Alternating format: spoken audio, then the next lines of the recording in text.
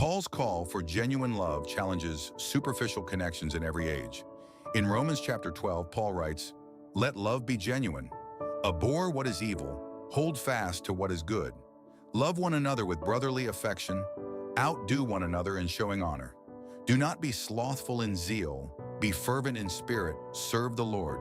Rejoice in hope. Be patient in tribulation. Be constant in prayer. Contribute to the needs of the saints and seek to show hospitality. Bless those who persecute you. Bless and do not curse them. Rejoice with those who rejoice. Weep with those who weep. Live in harmony with one another. Do not be haughty, but associate with the lowly. Never be wise in your own sight." Paul's words come from a heartfelt letter to the Christian community in Rome, guiding them on how to live as a family united by faith. Notice how he emphasizes genuine love, warning against hypocrisy, which in the original Greek is anapokritos, meaning sincere and authentic love, not just outward appearances.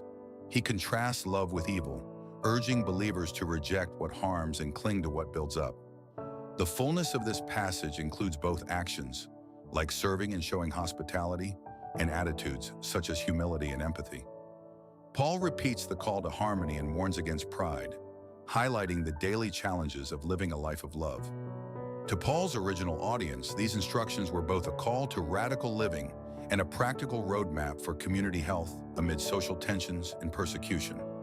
This passage resonates deeply with Paul's broader theology, echoing similar teachings in 1 Corinthians 13, where he describes love as patient and kind, and in Philippians 2, urging humility and valuing others above oneself. Together, these passages reveal love as an active, persevering force that shapes the Christian life. Theologians see here a picture of transformed community life that reflects God's own love, challenging believers to embody love not merely as feeling, but as concrete, sacrificial action. For us today, Paul's exhortation invites us to examine how we live out love in our communities and relationships. This week, we might focus on two practical steps. First, practicing sincere love by seeking ways to honor and serve others without expectation, even when it requires effort. Second, embracing humility by recognizing when pride clouds our judgment or leads to division. We can also cultivate empathy by sharing in the joys and sorrows of those around us, thereby deepening connection. These actions, grounded in Paul's call, help shape a resilient and caring community reflective of God's love.